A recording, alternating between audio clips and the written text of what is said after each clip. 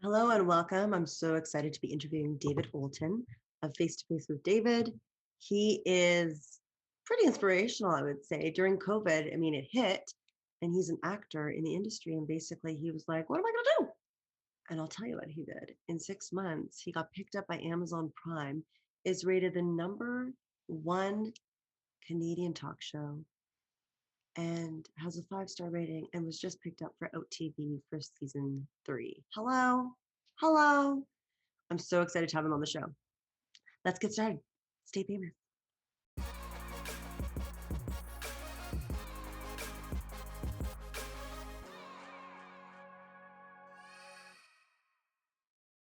Can you hear and see me? Yes, and I feel like I've known you forever.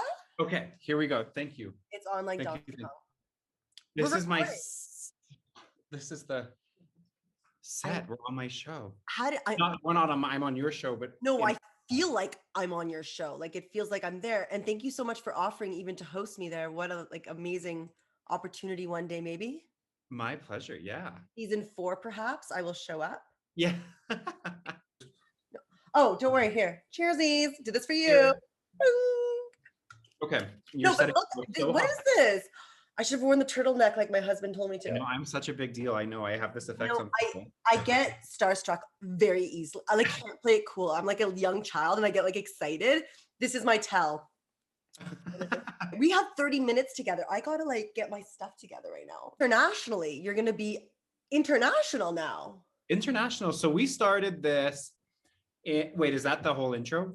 I can wait to go on the intro. Yeah, I mean, there's so many other amazing things I could say about you, but let's just roll. Keep going. Just keep going. Okay, so and then no, but I just everything, and then okay, so Amazon Prime, going international. Now you're filming at the Palliser Hotel in Calgary, Alberta. Mm-hmm. You have a huge lineup of celebrities and personalities, entertainers, sports. It's kind of like, how do you pick who you want to interview? It's a combination of. So when we started, we did 6 episodes to begin, and that was people that I knew or had some kind of connection with, or we followed each other on social media, or some kind. There was only a couple people on that first season that I didn't have any connection to at all. But like Carson Cressy was our first ever guest, and we had followed each other on social media for quite some time. And I mean, he was just as simple as messaging him and saying, hey, do you want to come on this show that I'm doing? It's going to be on Amazon. Whether it's good or not, I don't know. We're filming it in my living room. There are 3 of us. We're going to shoot this show in my living room. I'm going to wear a bathrobe and drink wine. And he said, sure. Then I messaged Perez Hilton, gave him the same little pitch. And he's like, as long as it's not just a pilot and you're going to do an actual show, sure, I'll come on. And then it just started snowballing from there. So now it's a combination of kind of 2 criteria. You have to be interesting. So there hasn't been a single boring, well, for the most part, there haven't been any boring guests on the show. So you have to be interesting, but you also have to be interested in coming on. Because I don't want to have, I think it's really boring if you come on and you're just sitting there and you're flatlining. Right. So interested and interesting. And now we're at a point where we've proven ourselves. We have a track record, because at first we had no idea, was this going to completely flop? This was supposed to be, a little project. I called our mutual agent, Kelsey, and I just said, I'm seeing everyone on Instagram posting these videos and doing these FaceTimes with people that they know. And Miley Cyrus is doing an Instagram live show, and Carson's doing an Instagram live show. I could do an Instagram live show. Mm-hmm. And within the span of maybe a week, I had signed papers to do a talk show on Amazon and distribute a talk show on Amazon Prime in the US and the UK. And then we started filming and still had no idea really what would happen with it. But now that we have our track record, it's a combination. This is so long-winded to answer. How do we get our guests? God, sorry. Okay, question. I want to back it up. So how did you just called Jeff Bezos? You're like, yo, what's up? I got a really good idea for a talk show. How do you get in with Amazon Prime before you even start filming? I did. I found Jeff Bezos on Instagram and I'm like, Jeff, hold up a second, because I know what you're missing on Amazon. And me. And he didn't answer. Right. So then I talked to someone else that I know who had done shows on Amazon before and kind of explained the process. And I mean, really, Amazon Prime works like a really fancy YouTube, essentially. So I mean, as long as they have crazy technical requirements, and it's really, there's a lot of like techno babble on the back end and like books and books and guides of how to do it, but it's not impossible. So it was really just plugging down and researching and saying, okay, well, what do they want? How do you format your content to meet their requirements? And yeah, then we loaded our first season onto Amazon, and the first episode premiered to a 5 out of 5 star rating on Amazon, good reviews. People were writing on IMDb about it and leaving reviews on Amazon. And then if you look back, there is our producer, Candace. Hey. And next to her is Ray. They're cohorts, so that's why there's no masks, and we're all tested negative. But they were kind of all warning, like, okay, well, when the first episode comes out, it's always a hype and it's always, everyone's always excited. And then when the rest of the season drops, it'll dip down and you'll level out, and then we'll find our footing. Because we released one episode in the middle of July, then the rest of the season dropped at the end of July. So a couple of weeks later. Mm-hmm. And the ratings went up. Wow. The reviews went up. We still, as of right now, February, whatever the date is today of 2021, we still are rated 5 out of 5 on Amazon Prime with a solid 5 out of 5 star rating in the US and the UK. On IMDb, we are the highest rated talk show produced in Canada. We will now be I believe, the only talk show the only mainstream talk show on television in Canada that also airs internationally. We are rated higher than the Ellen DeGeneres show on IMDb. We have amazing reviews, great rating. So it's been so surreal. Right. And I mean, like, look at this, not them, but this setup. And then this, if you want to see, can I move this? You can do whatever you want. Honestly, this is what it looks like. Yes. On the set for this season. On this is a monitor for it. That's really neat. And how'd you guys decide on the Palliser? Like, why didn't you stay in your living room? I liked your living room. I like the because I have to live there, and I have a German Shepherd and COVID, and there's a lot of people that come in, and the Palliser is just nicer. Do you ever get starstruck? I do, but not for like, how do I say this nicely?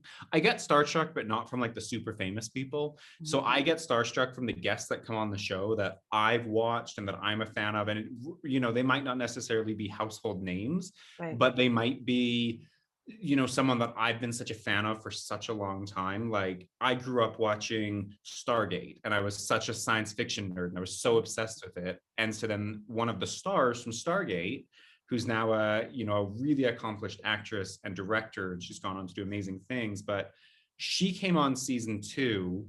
And I mean, we filmed that day, that morning, we had Vanessa Williams on, super mega star, household name, like powerhouse. Yes.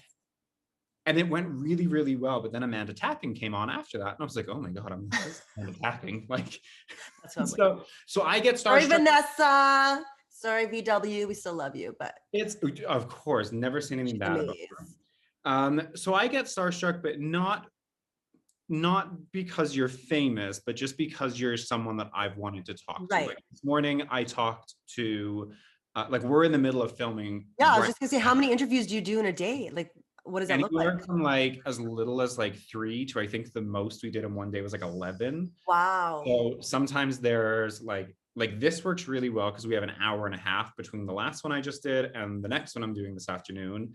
But sometimes it's literally like the call will disconnect, and then it's like the next person's on, the thing is like the next set of questions. Do you write your own questions? Do you do your research, or do you work with the team to kind of come up with what to ask? Ray, wave. Hey, that's ladies. Ray is back there right now doing questions. Oh, good. It's a combination. If there's things that I want to ask, I will ask them. But Ray is kind of our head talent booker, our only talent booker. But she also comes up with a lot of the questions and does a lot of the research.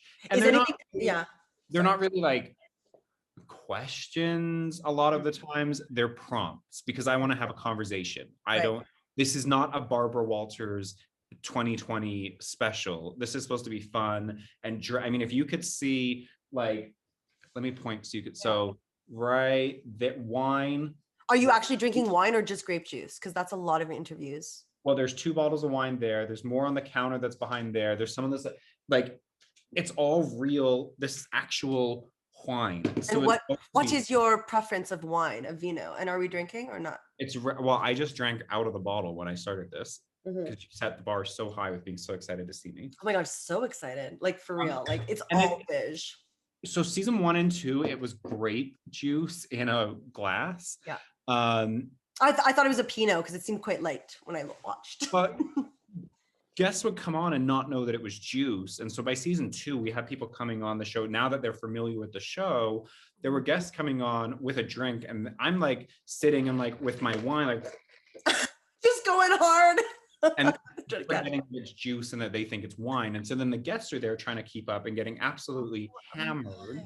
Yes. But this time, like I did a Costco order for the show for this time, and I meant to get grape juice, but I got cranberry juice. Maybe it's Kirkland 100% juice blend cranberry. Maybe we could get a sponsorship right? During my show. So, sponsor, yes, make me famous. Yes, at Kirkland.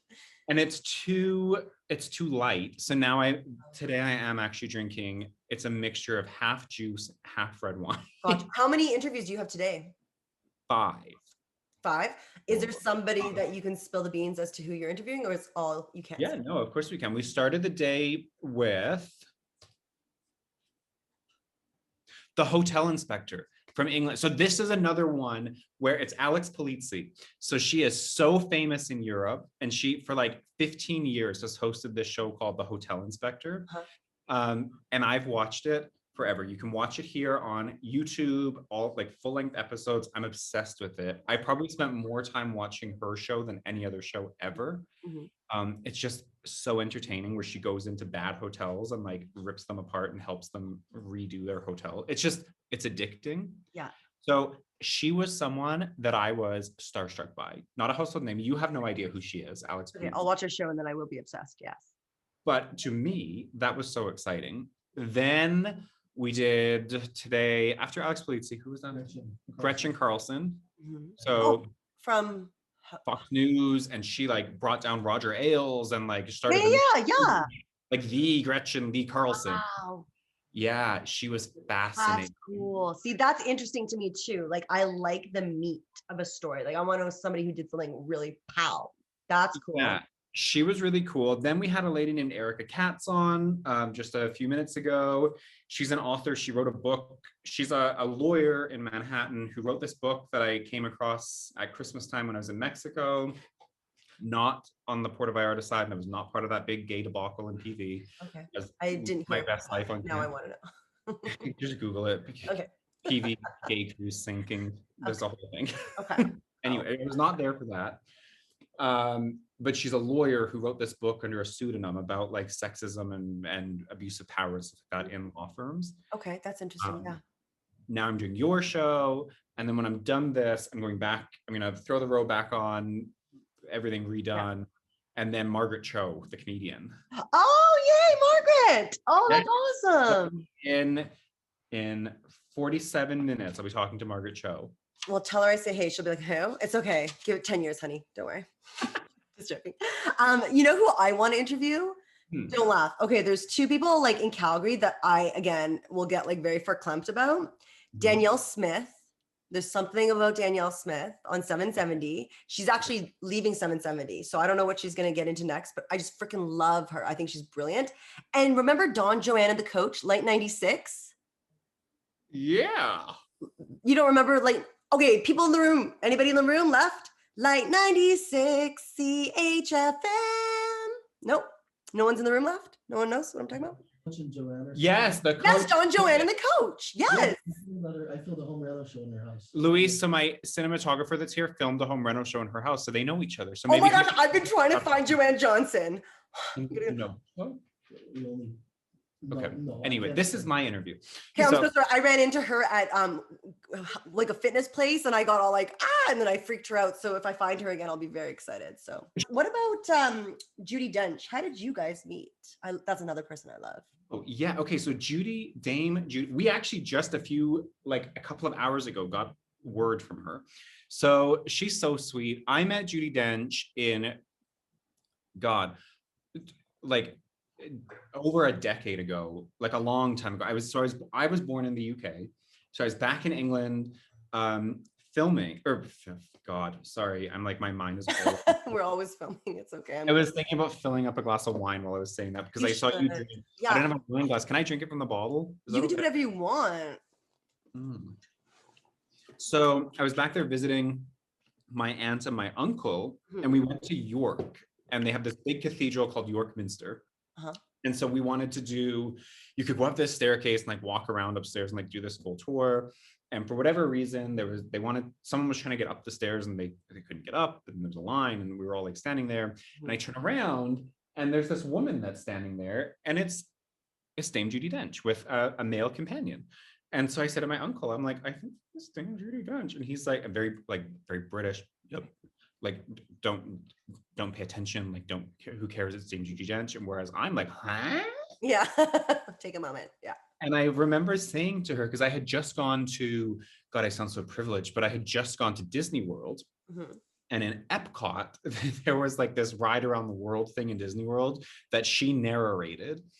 And of all the things I could have said to introduce myself, I said, I loved your ride in Epcot at Disney World. And she's like, what? We chatted for quite a while. I got an email address. We've stayed in touch. I mean, when I came back and was then going to high school in Fort McMurray, we were learning Shakespeare, like years later, we're learning Shakespeare and all this stuff. And we watched this movie, a Shakespeare movie that she acted in. So I sent a note being like, oh my God, my English teacher is obsessed with you. And like, we're watching Shakespeare and blah, blah, blah. She didn't reply back, but then all of a sudden we get this, I get this package in the mail, and it's like a signed copy of the movie for her and like a letter for the teacher and all kinds of stuff. Like, so sweet and so nice. And I mean, when we started this show, she couldn't come on, but she sent a lovely note saying, this is so exciting, congratulations. So she's just a sweet old lady. You meet a lot of very interesting people, and that's what's also amazing about your show. Like, people don't know you, but they feel like they know you right away. Like, even me, I'll like, I feel like I know you. You just have this lovely air to you. And I'm wondering, where did you get your confidence from? But I don't even know if it's your confidence. I think it's your kindness. You're just a very kind soul. I'm just so good at fooling people. Like, can you hear Louise? Yeah, I hear major gigs. Giggles in the back. Do you want to tell us the truth about David? Yeah, back about me being such a kind soul. Yes. Thank you. Thank you. Oh, that's it? No elaboration. So, wow. But no, I think I'm happy you said that, because we are lucky in that, I mean, now the show has been picked up, so we can offer you something, you as a guest, something like exposure, and we have a track record. But especially when we were first starting, without the deal, without TV, and we were, it was a much smaller thing. I'm always really grateful for the guests that come on, because they're donating. We wouldn't have a show without the viewers, but we wouldn't have the viewers without the guests. And so it's this giant ripple effect of people just being willing to share their time, share their stories, share their expertise. Who had the most surprising story to you? Melissa. That you didn't expect. Melissa Rivers. Okay. Yeah, you know who she is. Yes, I love her. Yes. With her track record of television shows and everything that she's done, and just her laundry list of credits, I wanted to ask her, like, no offense, but why are you now doing a podcast instead of hosting your own show? And she said, I've been to every network executive, I've talked to everyone that I used to work for, I've met with Amazon, I've done all of these things, and every single one of them told me, no, you're not famous enough, or no, we're not interested. So that to me was so surprising, that you could be at that stature, and have to not start over, for lack of a better word, but Yeah, that one was surprising. Then we had this horrible woman who I'm not going to name her name, but she came on the show and she lied through her teeth and then answered a phone call halfway through the interview. And it was just a hideous woman who was just so full of, can I swear? You can do whatever you want. Yeah. Okay, she was so full of shit. Mhm. So we ended up cutting her interview. Wow. Like it won't even air on the show. So that was surprising that someone would be that brazen and lie about things. Like she's from Edmonton and she's like, I discovered Bradley Cooper. Oh, well, now we know who it is. Do you, no, you No, I have no idea. Okay. Can you imagine? I'll Google search and then I'll because you're like, oh crap. Do you like, do they get you to send questions prior, or you're just like, we're just having a conversation? Is there anything off the table?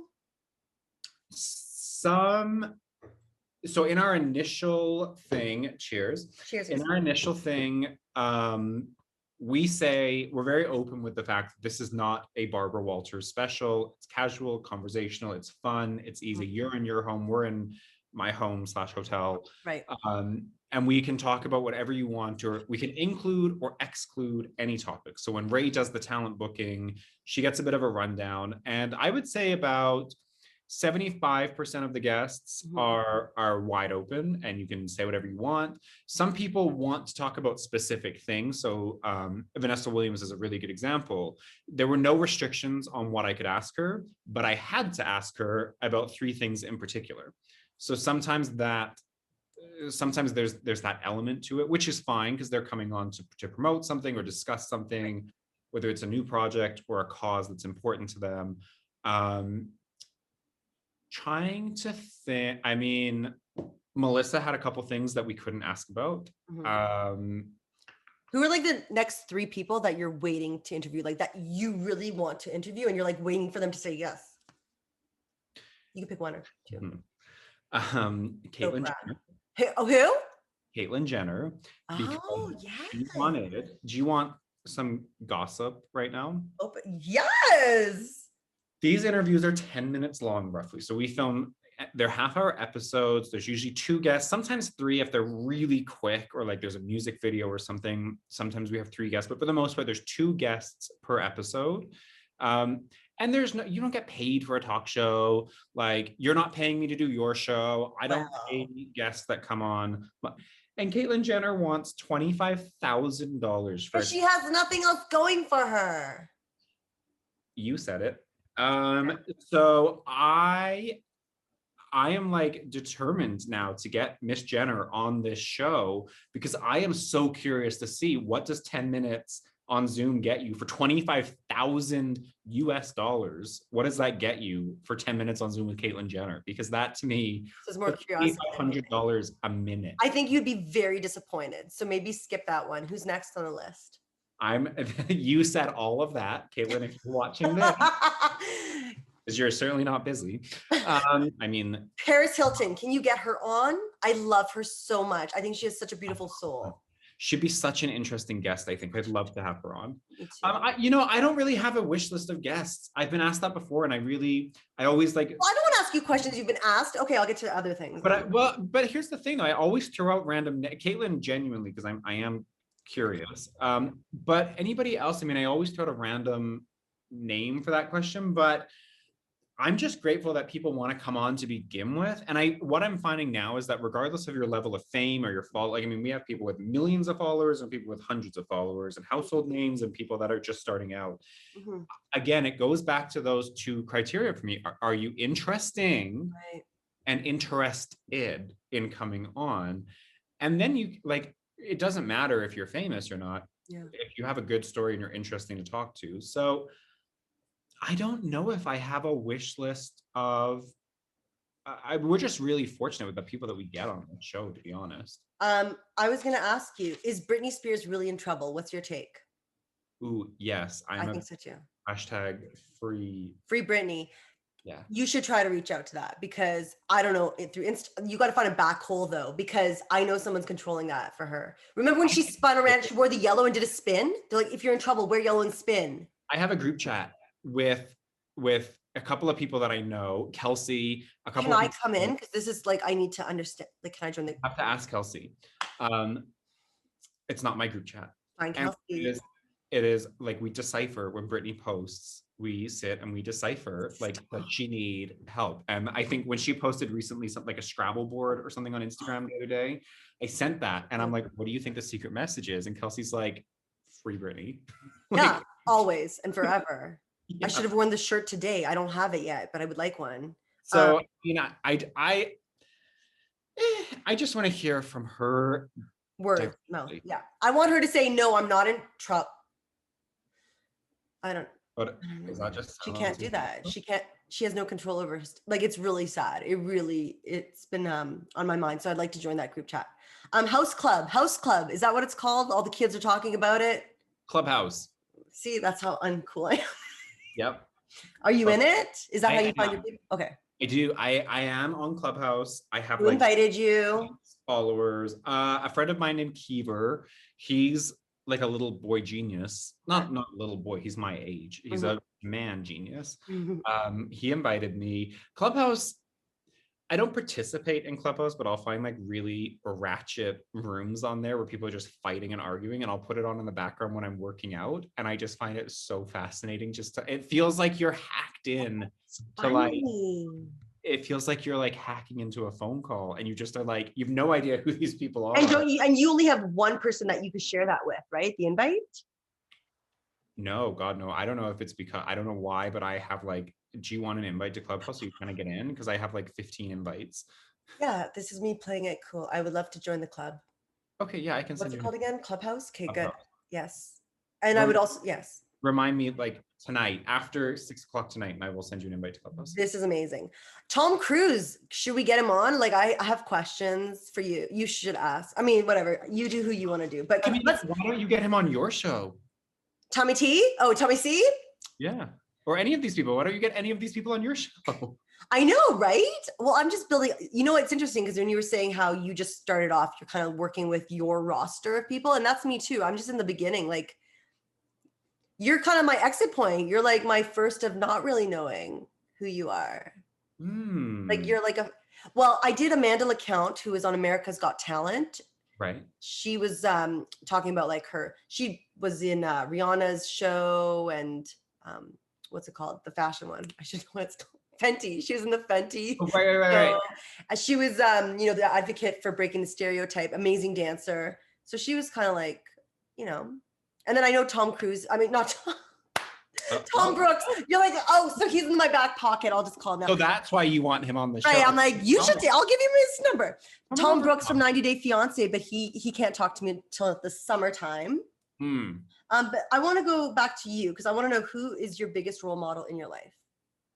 Ooh, probably my biggest role model. Different people for different things. I think in life in general, my mom, my adopted mom, I got adopted as a teenager.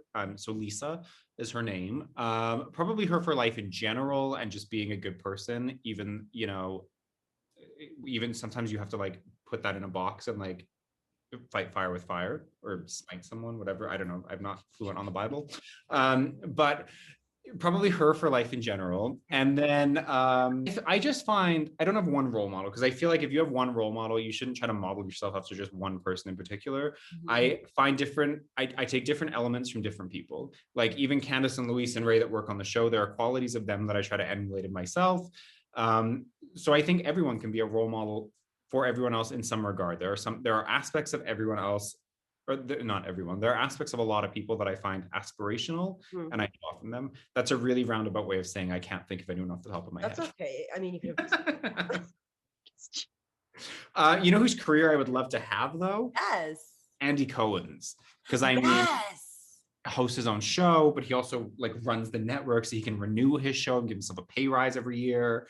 Like I would love, if I could get a job at like Out TV or something, as well as host my show, that would be so perfect. Way to jump the next question. I'm like, where do you see yourself in 10 years from now?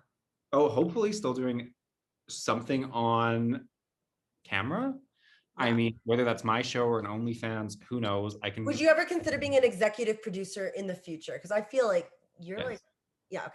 Because I executive produce this show. So I show, like they're all gone now out doing something.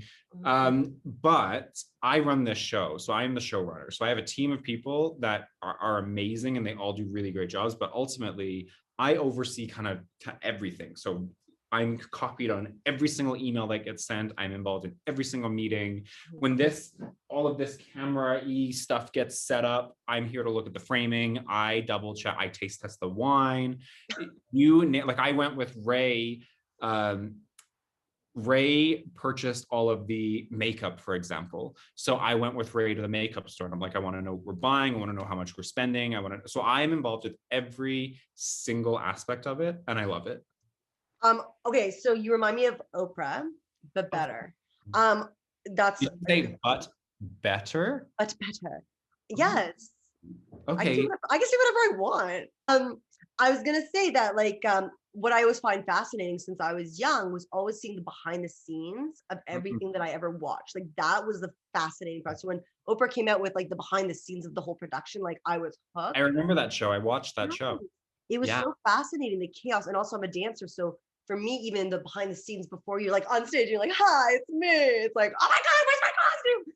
So I think you should really get as much footage of the behind the scenes of your meetings, you going to get the wine. Like I would love to watch like the offshoot show of you getting ready. Hang on 1 second. Louise.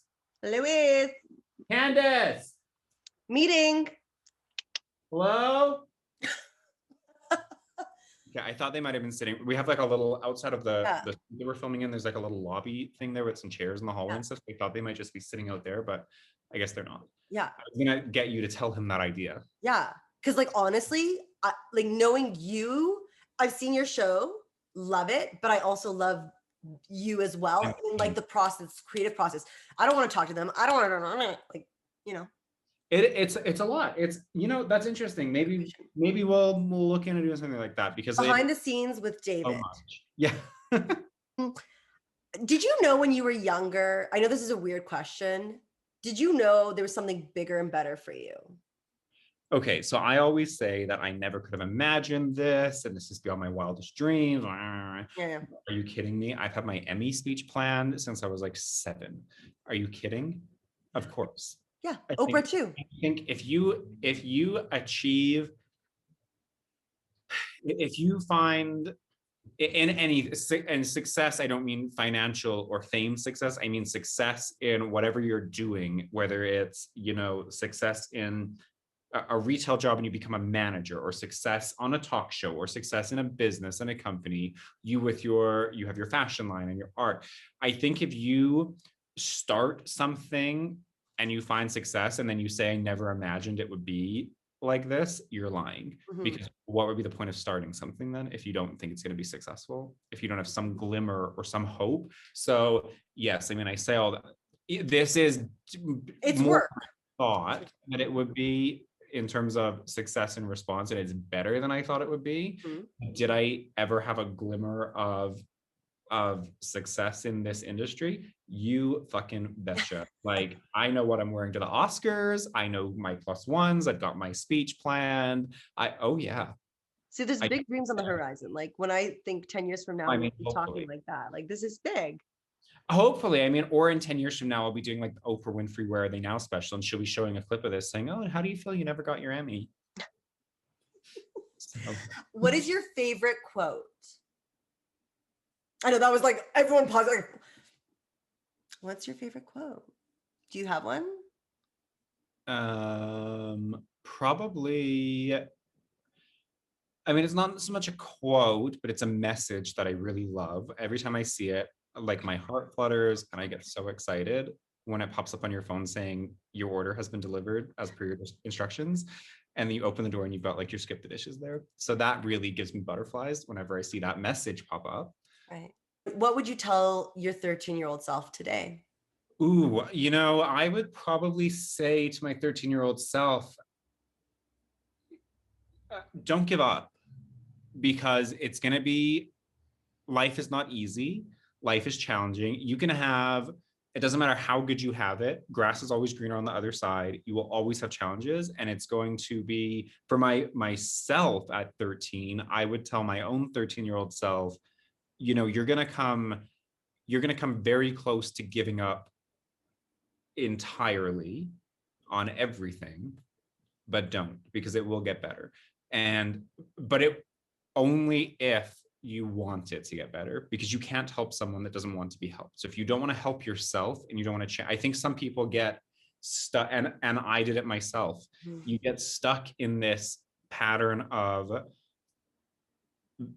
pity and a victim and moping around, and it for no fault, for no fault at all, but it's really easy to fall into that spiral of just depression, but also like being the victim and the woe is me and all that stuff. And no one's going to help you if you don't want to help yourself. So kind of twofold. I tell myself not to give up, but I would also tell myself, like, reality check, snap yourself out of it, because things will get better if you want them to get better. That's beautiful. When you're on the Emmys getting your award, will you be wearing a PS? Make me famous blazer? Oh, do you make blazers? Yeah, I'm doing the satin inseam of the blazers, the suits. Ooh, okay, sure. If you send me one, I'll wear it. Yeah, well, we'll have to talk about that when you're on the Emmys, which will be soon. I think that's like all my, 3:40 on the dot. Boom. Did you have anything you wanted to wrap up with, or do you want me to wrap this party up? It's your show. You wrap it up. Luis is here. Juliana had a really good idea because I was saying how I'm involved with every aspect of this show, and I sit in on every meeting, every phone. Like Candace will try to go in the hallway and do phone calls if they're about the show, and I will race out and hide around the corner so I can hear what the phone call is. So even if they don't want me there, I will listen to every single anything to do with the show. I listen to it. So Juliana said we should do that as like a BTS behind the scenes, like the making of the show. Good idea. Thank you. Listen, if you need another executive producer for fun, call me. I'm really bored. I mean, yeah, if you want to throw some money into this thing, sure. All my money, honey. I did want to ask you, who was the most shocking celebrity? And are you and Perez Hilton like BFFs now? Those are my two questions. You know what? Okay. The most shocking, I'm not going to tell you who it was, but we did have someone that came on who was so rude to the crew, because when the show connects, Luis is usually there and frames them up. Were they from Edmonton? No. Okay. No. Because that would make sense. That was unfortunate. And I hate that when you treat the crew or anyone else like shit, and then I sit down and it's like a light switch and you're all of a sudden so bubbly and so kind. The entire interview just feels fake then. On the note of Perez Hilton, though, totally separate topic, I don't think we're BFFs, not by any stretch, but I will say Perez is absolutely one of the, I was so surprised by how genuine and authentic he was in the interview. And he is such a kind person and has given me so much since he came on the show. I mean, I'm on Cameo. He got me on Cameo. I run ideas by him for the show. And I could text him right now, and within seconds, I would have an answer from him to my message with a very thoughtful, articulate response. And he puts the time into, he's very generous with his time and his expertise and his experience and sharing that. Well, I would say the same about you. Thank you. And I agree. When I hear his podcast, I just feel like he is a very soulful, genuine person who is really navigating the chaos of everything. And I give him major kudos. So shout out to Perez Hilton. Thank you. And free Britney. Yes, free Britney. I don't know what's going on there, but I want to know. And we're all going to go, when COVID is done, we will go to Los Angeles and we will just find her and we will ask her ourselves, do you need help? But if she says yes, I don't know what we do then, but like, at least we'll know. Yeah. It's okay. Crazy. Well, thank you so much. You're so sweet. Have a wonderful next interview. And I appreciate all your time today. Thank you so much, Juliana. This was so much fun.